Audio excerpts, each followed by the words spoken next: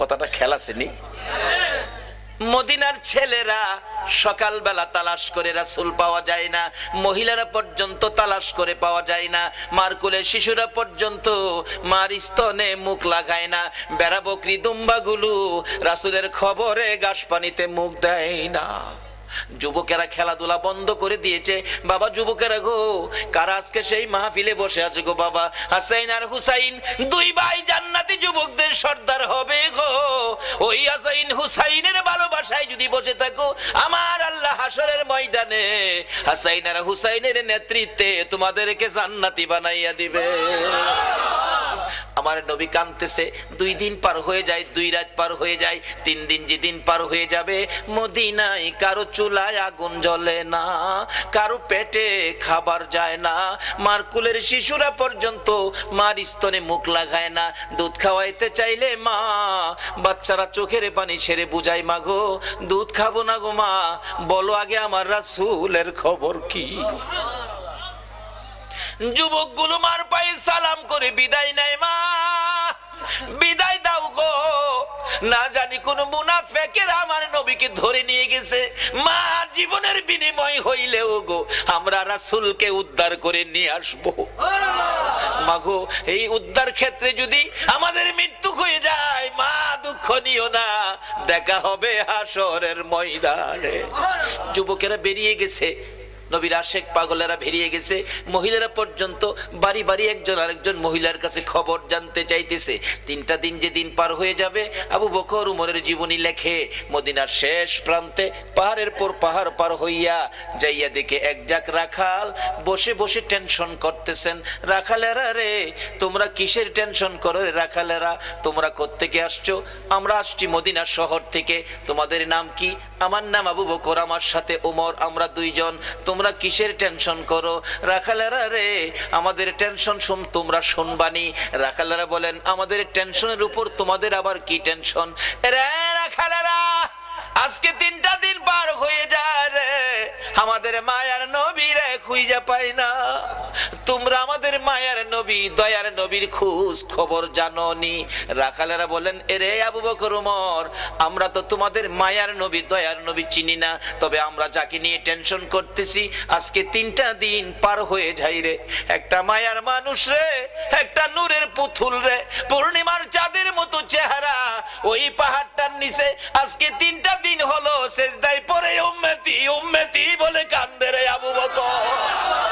ওই লোকটার দিকে তাকাইয়া আমাদের সকল রাখালের বেড়া বকরি দুম্বাগুলো এক নজরে তাকায়া তাকায়া কান্দে, ঘাস পানিতে মুখ দেয় না। আমরা টেনশনে আছি, এই বেড়া বকরি দুম্বা 3 দিন পার হয়ে গেল, না খায়া কত থাকবে, এখান থেকে নি সরিয়ে নেওয়া যায়। আমরা আঘাত করেছিলাম বেড়া বকরি দুম্বাগুলো সরিয়ে নেওয়ার জন্য। এরে আবু বকর ওমর, এত মার মারছি রে, কোন বেড়া বকরি দুম্বার চামড়া ফাইটা গেছে রে, তারা মার খাইতে রাজি রে, এই লোকটার কাছ থেকে যাইতে রাজি না। আবু বকর একটা চিৎকার মারছে, ওমর যার মায়ায় বেড়া বকরি দুম্বা কান্দে রে, আমাদের রাসূল ছাড়া কেউ না। 2 জনে পাগল পাগল হইয়া দৌড়াইয়া কাছে যাইয়া দেখে আমার নবী সেজদায় পড়ে। 3টা দিন পার হয়ে গেছে, 2টা রাত্র পার হয়ে গেছে, আমার নবীর ঘুম নাই, খাবার নাই, বিছানা নাই, এক সেজদায় 3 দিন। বলুন কার মায়ায় নবী কান্দে? আরে দয়ালো নবী প্রেমের ছবি আর আসবে না জগতে, আমার দয়ালো নবী প্রেমের ছবি আর আসবে না। হাসর দিনে উম্মত বিনে, হাসর দিনে যাবে না নবীজি বেহেশতে, দয়ালো নবী প্রেমের ছবি আর আসবে না জগতে, আমার দয়ালো নবী প্রেমের ছবি আর আসবে না। আমার নবী 3টে দিন পার হয়ে যায়, আপনার আমার ব্যথায় নবী কান্দে। আবু বকর পাশে দাঁড়িয়ে ডাকতেছে, ইয়া রাসূলুল্লাহ, 3টা দিন পার হয়ে গেল গো, আমি আবু বকরকে বুইলা কেমনে রইলেন? আপনি মক্কা থেকে হিজরত করে মদিনায় যাবেন 6 মাস আগে আমার কানে খবর দিয়েছিলেন, আজকে 3টা দিন পার হলো, শহর থেকে বেরিয়ে মদিনার পাহাড়ে চলে যাবেন, একটু খবর আমারে দিলেন না। হুজুর, বুঝেছি উম্মতের ব্যথা লইয়া বুঝি কান্দেন। নবী গো, আর কানতে হবে না, আমি আবু বকরের তামাম জিন্দেগীর নেকি আপনার উম্মতের জন্য দান করে দিলাম। আমার নবী আবু বকরের কথায় মাথা উঠাবে না, আমার আল্লাহ যদি ফাইসালা না দেয় নবী শুনবে না। ওমর ডাকলেন, আমি সব নেকি দান করে দিলাম। মাথা উঠায় না, দুইজন একজনের দিকে আরেকজন তাকায়, রে আবু বকর। আবু বকর ডাকে, ওমর, কেমনে রে নবীরে মদিনায় নেওয়া যাবে? ওমর একটা ফাইসালা দিলেন মদিনা নেওয়ার জন্য। কি করতে পারি? আসো আমরা মদিনার থেকে অনেক সাহাবী মিলে আসি নবীর দরবারে। শত শত সাহাবীরা ডাক দিলে নবী মাথা উঠাবে, সাহাবীদের জন্য নবীর অনেক মায়া আছে। এবার ডাকতেছে ওমর, রে আবু বকর, তুমি ডাক দিলা, আমি ডাক দিলাম, মাথা যখন উঠায় না রে, সাহাবীরা ডাকলে নবী মাথা উঠাবে না। এমন একজন ব্যক্তি, এমন দুইজন ব্যক্তির নাম আমি ওমর বলবো, আমার মন কই তারা ডাক দিলে নবী মাথা উঠাবে। কার কথা বলবি? আবু বকর বলতেছেন। ওমর বলে, এরে আবু বকর, আমি একদিন দেখেছি মসজিদে নববীর বারিন্দায় নবীজি বসে আছে, কোত্থেকে জানি 2 ভাই হাসাইন আর হুসাইন দৌড়ায় এসে নবীজির গলায় ধরে ডাকতেছে, নানা গো, নানা, নানা গো, মদিনার ছেলেরা ঘোড়া দৌড়াই গো নানা, আমরা 2 ভাইয়ের মন চাই ঘোড়ার উপরে উঠতে, আমরা একটা ঘোড়া কিনা দিবেননি? আমরা 2 ভাইকে ঘোড়া দৌড়াইবার সুযোগ করে দিবেননি? আমার নবী বলেন, তোমাদের বাবার কাছে মার কাছে যাও, টাকা দিলে ঘোড়া কিনা দিব। দুইজন জবাব দেয়, বাবা কোত্থেকে দিবে গো নানা? বাবার কাছে বলেছিলাম, একটা টাকাও নাই।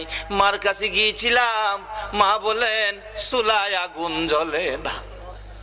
নানা, তুমি দিবানি একটা ঘোড়া কিনা, আমরা 2 ভাইয়ের ঘোড়া দৌড়ানির স্বাদ মিঠাইয়া দিবানি।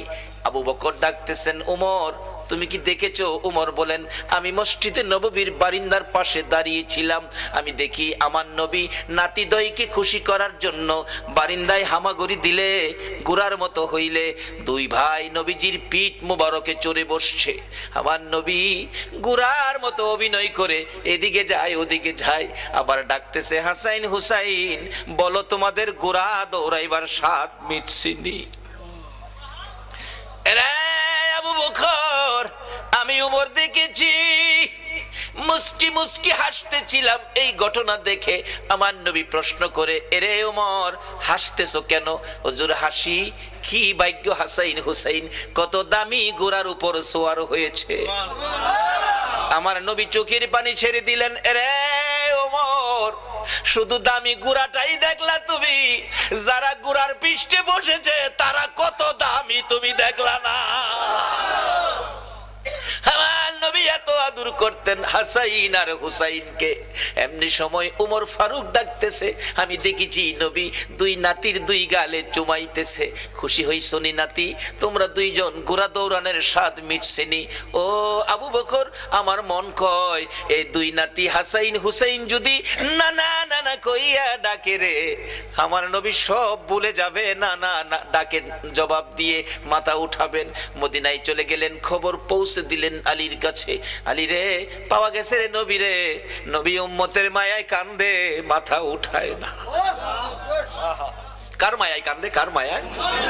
কিন্তু আমরা কি করলাম নবীর জন্য? আমরা কি করলাম? আজকে থেকে একটা আদর্শ বাড়িতে নেন, তাহলে নবীর কান্না সার্থক, আমাদের জীবন ধন্য। 2 জন খুশি করার জন্য নবী এই অভিনয়টুকুন করেছেন। ওমর বলেন, এই 2 জনে ডাকলে শুনবো। হযরত আলী বাড়ির ভিতরে খবর দিলেন, ফাতেমা 3 দিন পর্যন্ত কাঁদছো, আর কাঁদতে হবে না, খবর পাইছো বাবারে পাওয়া গেছে। হাসাইন হুসাইন না গেলে আসবে না, উম্মতের জন্য নবী কাঁদতেছে। মা ফাতেমা 2টা সন্তান লইয়া গো বাবার মাথার পাশে হাজির। ফাতেমা 2টা হাত বাড়াইছে, মাবুদ গো, আমার এতিম বাবা আর কত কাঁদবে উম্মতের জন্য। বাবা কাঁদতে হবে না, উম্মতের ব্যথায় 3 দিন পর্যন্ত কাঁদলা গো বাবা, আমি ফাতেমারে ও তুমি ভুইলা গেছো গো। সমস্ত পৃথিবীর মানুষ বলতে পারো গো বাবা, আমি ফাতেমারে তো ভুলার কথা না গো বাবা।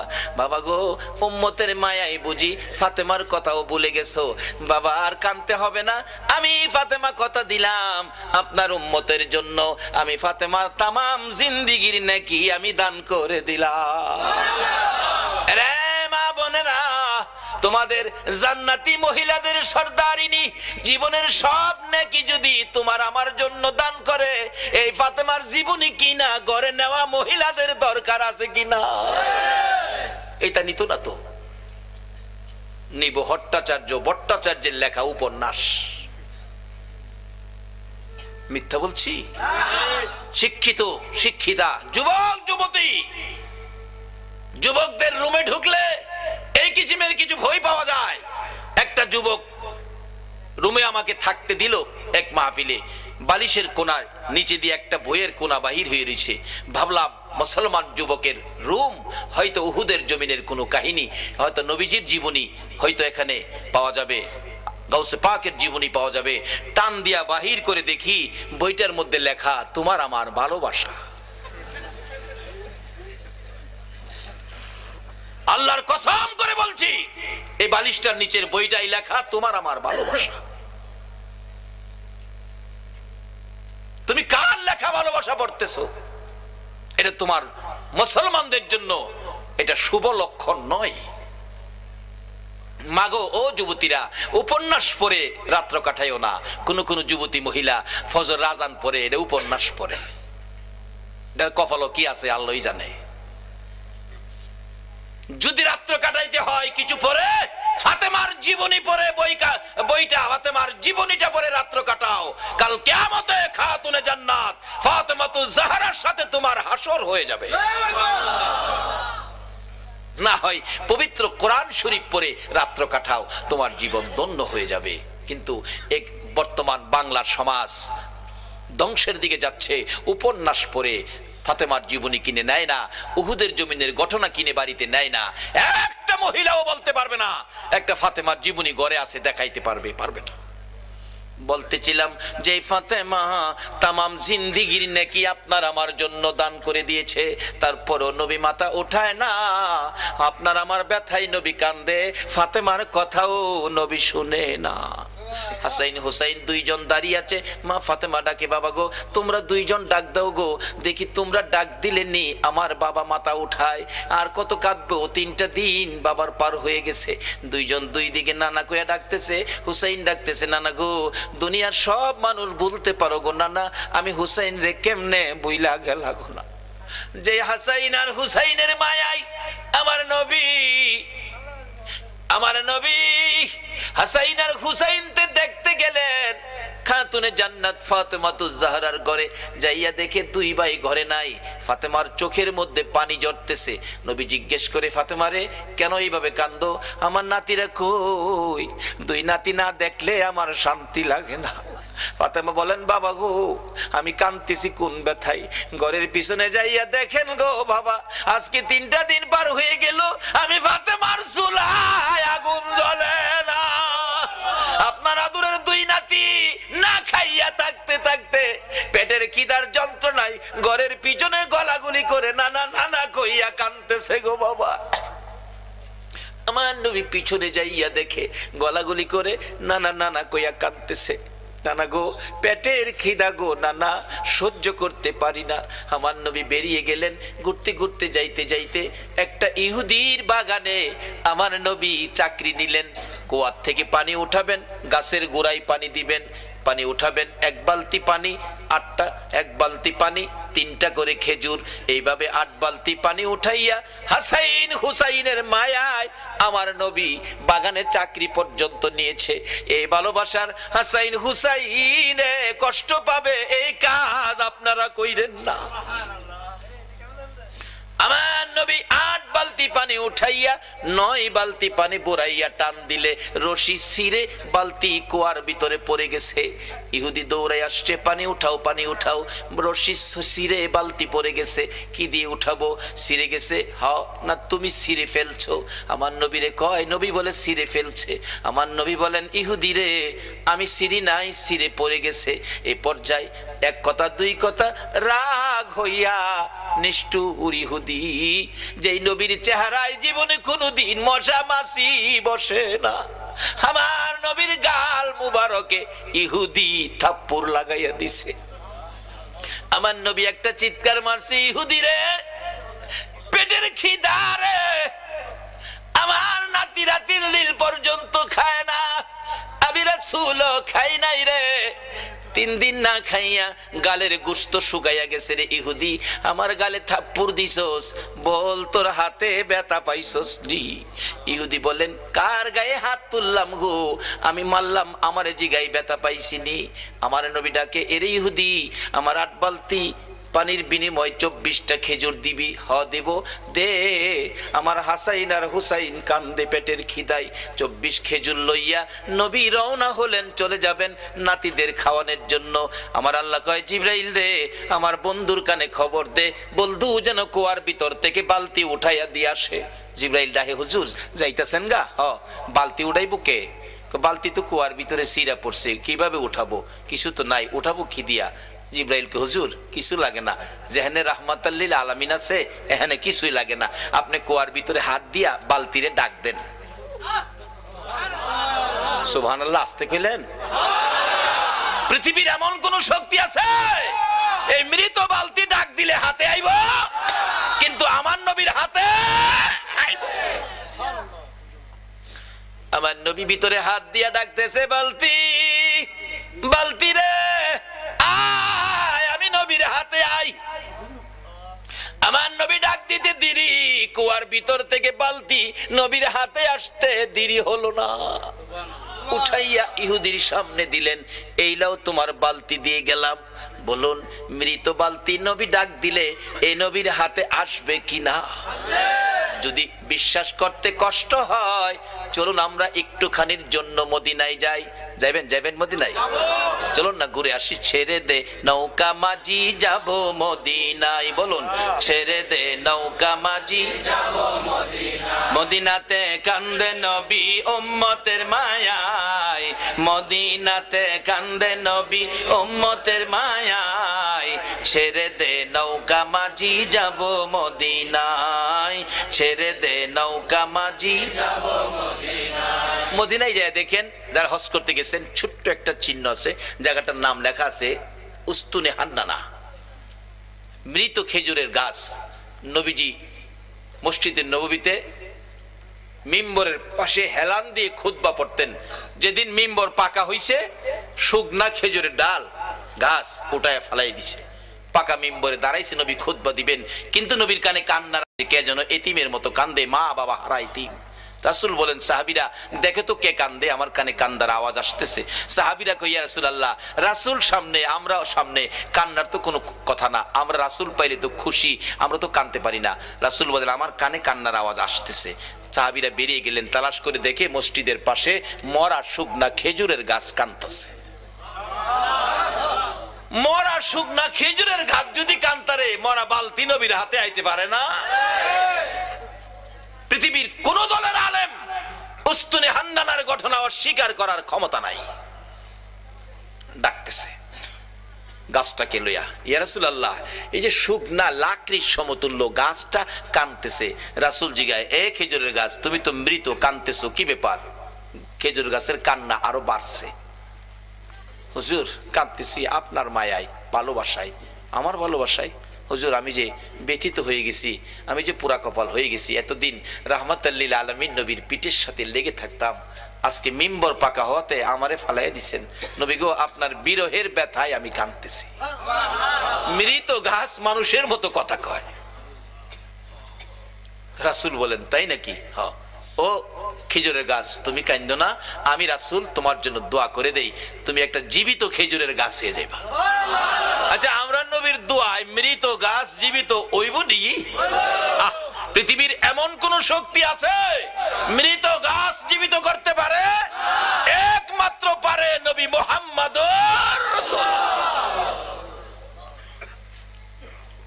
সে নবীর ভালোবাসায় আপনারা বসে আছেন, দাবি তো দুইটা, গুনাহ মাফ নেবেন, নবীকে স্বপ্নে দেখবেন। কিভাবে? শেষ কথা আসতেছি সামনে। এবার রাসূল বলতেছেন দোয়া করে দেই একটা জীবিত খেজুরের গাছ হয়ে যাইবা।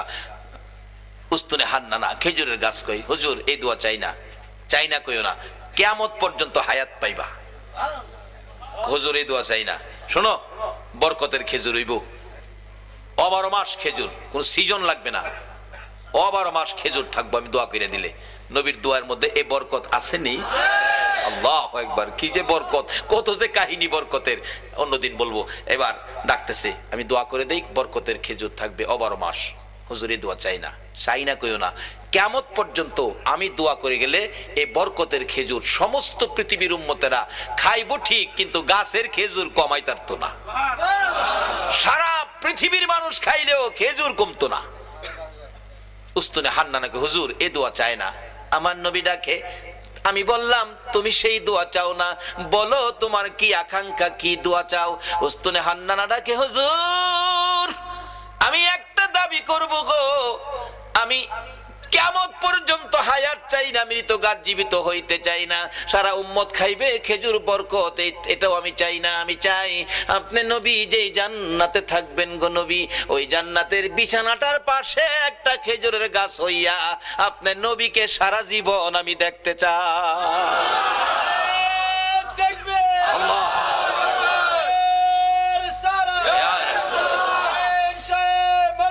জিন্দাবাদ জিন্দাবাদ জিন্দাবাদ, মাশাআল্লাহ মাশাআল্লাহ মাশাআল্লাহ মাশাআল্লাহ মাশাআল্লাহ, আল্লাহ কবুল করো, সকলে বলুন আমিন। আমার নবী ডাকছে, ও সাহাবীরা এই উস্তুনে হান্নানাকে মানুষের মতো কবর দিয়ে দাও, দাফন করে দাও। যেখানে দাফন করা হয়েছে এখানে চিহ্নিত আছে উস্তুনে হান্নানা, নবীর ভালোবাসার মরা গাছ। এখানে 2 রাকাত নামাজ পড়লে নবীর ভালোবাসার মরা গাছের কাছে আল্লাহ পাক তার গুনাহ মাফ করে দেয়। মরা গাছের নিচে যদি 2 রাকাত নামাজ পড়লে গুনাহ মাফ দেয়, আর নবীর ভালোবাসা লইয়া সরাসরি যদি 2 রাকাত নামাজ পড়ি, আল্লাহ কি আমরারে মাফ দিবে না? মাফের জন্য নামাজটা অনেক উপকার করে, কিন্তু নামাজে তো আমরা যাই না। আসুন শেষ দিকে চলে যাচ্ছি। দয়ার নবী, মায়ার নবী, উম্মতের দরদি নবী, উম্মতের ব্যথায় ব্যতীত নবী, সেজদায় পড়ে আছে নবী, মাথা উঠায় না। হাসাইন হুসাইন 2 ভাই মিলে ডাকতেছে, নানা গো আমরা 2 ভাইরে কেমনে বুইলা গেনা গো নানা, যে 2 ভাইয়ের জন্য নবীর কত মায়া ছিলেন। ইহুদি ডাকতেছে, হুজুর বালতি উঠাইলেন আপনি, কে আপনি, পরিচয় কি? কুয়ার ভিতর থেকে বালতি হাতে ডাক দিলে আপনার হাতে আসে। আমার নবী বলে, এরে ইহুদি বালতি বুইজা রাখ, আমার নাতিরা কান্দে, আমি দেরি করতে পারি না। দৌড়ায় বাড়িতে চলে গিয়ে হাসাইনকে এক পাশে, হুসাইনকে আরেক পাশে বসাইয়া আমার নবী 2 জনের মুখে খেজুর তুইলা দিতেছে আর ডাকতেছে, হাসাইন হুসাইন রে দুনিয়াতে কষ্ট করলা, কিছু খাবারের ব্যবস্থা করে দিলাম, হাসরের ময়দানে তোমরা 2 ভাইয়ের প্লেট আগে আসবে রে নাতিরা, তোমরা 2 ভাইয়ের পাশে পাশে সবাই খাবার পাবে, তোমাদের প্লেটের আগে আমার আল্লাহ কাউরে খাবার দিবে না। কষ্ট করো নাতি দয়, কষ্ট করো, আমি রাসূল তো তোমাদের পক্ষে আছি। এই কথা শুনে শান্ত হলেন, খেজুর খাইতেছেন। এদিক দিয়ে ইহুদি ডাকতেছে, কার গায়ে হাত তুললাম? যিনি কুয়ার ভিতরে হাত দিলে মৃত বালতি হাতে আসে, আখিরি নবী ছাড়া কেউ হবে না। ভুল করেছি, অন্যায় করেছি, কার সাথে বেয়াদবি করলাম? নিজের হাত নিজে কূপ দিয়া কাইটা ফেলাইছে। কার সাথে বেয়াদবি করছস? বেহুশ পতিকেরা যাচ্ছে, কুয়ার থেকে পানি উঠাইয়া মাথায় পানি দিলে জ্ঞান ফিরছে, কি হলো তোমার হাত কাটা কেন, কে কাটছে? ও পতিকেরা আমার আখিরি নবীর দরবারে লইয়া যা। যাইয়া ডাক দিলে হাতটা কাটা, হাতে লইয়া গেছে। নবী বেরিয়ে আসছেন, আইসা দেখে ওই ইহুদি, আমরা যদি হইতাম আগে হেরে সাইজ কিরা লাইলাম হইলে। নবীর আদর্শ কত সুন্দর। রে ইহুদি তোমার হাত কাটা কেন, কেন তোমার এই বিপদ, এত কষ্ট, রক্ত ঝরতেছে? হুজুর এই হাত রাসূলের সাথে বেয়াদবি করেছে, আমি হাত কেটে ফেলেছি। রাসূল বলেন, কি করলা তুমি? হুজুর বলুন বেয়াদবি নবীর ক্ষমা পামুনি। আমার নবী বলেন ক্ষমা পাবি রে, একবার যদি কালিমা পড়ে আমার পক্ষে আইসা যা। যত বড় অপরাধী হো, আমার নবী যদি তোমার পক্ষে যায়, আমার আল্লাহ বলছে মাফ করে দিব। এবার ইহুদি বললেন সুযোগ পাইছি যখন মাপ পামু, হাতটা নি জোড়া লাগাই তারি দেখি। নবী গো কালিমা পড়মু, আমার হাতটা যদি জোড়া লাগাই দিতারেন। পারবো নি আমরা নবী? পারবো। আল্লাহ কো জিবরাইল বন্ধুর কাছে যাও, কোনো ভয় নাই, খালি কো হাতটা লাগাইতো, বাইরে আমি করুম। নবীজি কো দাও, কাটা হাত দাও। হাতে লাগাইছে, একটা ব্যান্টিশ করছে, বিসমিল্লাহির রহমানির। বিসমিল্লাহর ব্যান্টিশ দিয়া একটা মুছ দিছে, হাত আগের চাইতে শক্ত হয়ে গেছে, টানে কোলে না। সঙ্গে সঙ্গে আমার নবীর কদম মুবারকে পড়ে ডাকতেছে আর দেরি নয়, নবী গো বেয়াদবির ক্ষমা করে দেন, আর মধুর কালিমা পড়াইয়া মুসলমান বানাইয়া দেন। যে নাতিদয়ের জন্য আমার নবী ইহুদির বাগানে কুয়ার থেকে পানি পর্যন্ত উঠাইছে, এই নাতিরা ডাকে নানা গো মাথা উঠান গো নানা, 3 দিন হলো আমরা পানিটাও খাই নাই আপনার ব্যথায়, নানা উঠুন মদিনায় শহরে যায়, আপনাকে নিয়ে আমরা 2 ভাই খানা খাবো। আমার নবী মাথা উঠায় না, 2 জন মাথা উঠাইয়া আমার দিকে তাকাইছে, মা গো আমার নানা উম্মতের পাগল গো, আমরা 2 ভাইরও শুনে না। যে নবী হাসাইন হুসাইন মা ফাতেমার ডাক শুনে না, আপনার আমার ব্যথাই এই নবীর পক্ষে যাওয়া বলুন আমাদের দরকার আছে কিনা? কেন নবীর পক্ষে যাবেন না? নবী শুধু নিজেই কষ্ট করে নাই, দেখুন আদরের নাতিদয়কে পর্যন্ত কোন পথে দিয়েছে। এবার খাতুনে জান্নাত ফাতেমাতুজ জাহরা বলেন, হাসাইন হুসাইন রে আয়, তোরা আমার 2 জন কলিজার টুকরা, আমি মায়ের সামনে তোরা দাঁড়া। 2 জন মায়ের সামনে দাঁড়াইয়া মার চেহারার দিকে তাকিয়ে আছে। মা 2টা হাত বাড়াইয়া আমার নবীর দিকে তাকাইয়া ডাকে, মাবুদ আমার এতিম বাবারে আর কত কান্দাই মা, আমি ফাতেমা সইতে পারি না গো মাবুদ, আর আমি সহ্য করতে পারি না। এতিম বাবা 3 দিন হলো খাবার নাই, ঘুম নাই, গোসল নাই, আরাম নাই, উম্মতের ব্যথায় কান্দে। মাবুদ গো কত কাঁদবে গো আমার বাবা, আর কাঁদতে দিব না। আমি মা হইয়া 2টা হাত বাড়াইলাম, আমার 2টা সোনার পুতুল, আমার 2টা কলিজার টুকরা হাসাইন আর হুসাইন আমার বাবার উম্মতের নাজাতের জন্য আমি কুরবানি করে দিলাম। আমার আল্লাহ জিব্রাইলকে পাঠাইলেন, জিব্রাইল রে যা আমার বন্ধুর কাছে যা, বন্ধুর কানে খবর দে, বন্ধু যেন আর না কান্দে, বন্ধু যেন না কান্দে, বন্ধুর উম্মতের নাজাতের জন্য মায়ের দোয়া কবুল, মায়ের দোয়া কবুল। কার দোয়া কবুল? কার দোয়া কবুল? মায়ের দোয়া কবুল রে জিব্রাইল। বন্ধুর কানে খবর দে, ফাতেমা সন্তান কুরবানি করেছে, মা দোয়া করে কুরবানি দিয়েছে, আমি আল্লাহ কবুল করেছি, বন্ধুরা আর কাঁদতে হবে না। বন্ধু যেন নাতিদেরকে লইয়া মদিনায় ফিরে যায়, নাজাতের ফাইসালা আমি আল্লাহ করেছি। এই ঘটনার পর মায়ের দোয়ায় আপনার আমার নাজাতের জন্যই হাসাইন হুসাইনের এই বিপদ হয়েছিল। আজকে আমাদের জন্য নবীও কষ্ট করে আদরের নাতি দয়কে পর্যন্ত বিলীন করে দিলেন, আমরা কি সে নবীর আদর্শে যাইতে রাজি আছি? যে মার দোয়া কবুল হয়, মার সাথে সম্পর্ক পরিষ্কার করতে রাজি আছি? কই কেউ তো করলেন না। সন্ধ্যার সময় বাড়িতে যাওয়ার সময় এই মার জন্য কেউ কিছু নিছেন? মা কি খাইলে খুশি হয় কেউ কি চিন্তা করছেন? নিজে খাইয়া নিজের ছেলেমেয়ের লেগে প্যাকেট করে মারেও দেখাইছে না, নিয়া বিবির হাতে দিছে, খাওয়াইলেও। রাসূল বলেছে মা বাবারে সন্তুষ্ট করতে। 4টা কমলা যদি নিতে পারি মা বাবা খাইয়া খুশি হবে রে, কিন্তু টাকা নাই, মাত্র 20 টাকা। 4টা নেওয়া দূরের কথা, 2টা নিলেও আমার টাকা হয় না, 25 টাকা দরকার। দোকানদার কয় মাল লেগে নিবেন? দেন 5 টাকা কমই দেন, 2টা কমলা নেন। 2টা কমলা লইয়া বাড়িতে যাইয়া বিবির ঘরে গেল না। আল্লাহু আকবার বলো।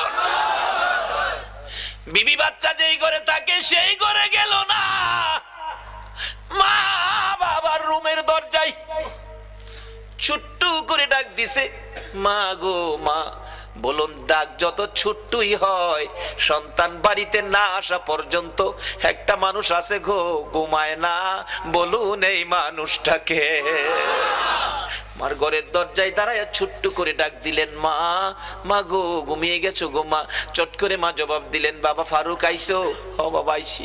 দরজাটা খুললেন। মা, বেশি খাওয়ান দরকার তোমরা দুইজনকে, পয়সা নাই গো মা, চারটাও আনতে পারি নাই, দুইটা কমলা আনছি, তুমি একটা আর আমার বাবা একটা, দুইজনে খাইও গো মা। মা বাবা বলুন খুশি হবে না বেজার হবে? আমার নবী বলেছে, উম্মতেরা রে, দুইটা কমলা মা বাবার হাতে দিয়ে যা খুশি করেছো, এর বিনিময় ওই লোকটা নামাজ পড়ে, সদকা করে, রোজা রেখে, হজ করে, উমরা করে, আল্লাহর রাস্তায় জিহাদ করে যেই নাকি লিয়া বাড়িতে গেল, মা বাবার খুশির উদ্দেশ্যে দুইটা কমলা হাতে দিয়ে খুশি করে, তোমার আমল নামায় এর চেয়ে বেশি নাকি তুমি পায়া গেলা। এই মা বাবার পক্ষে থাকবেন, মা বাবার মনে কষ্ট এই ব্যবহার কোনোদিন করবেন না, এই অনুরোধ আপনাদের প্রতি রইল।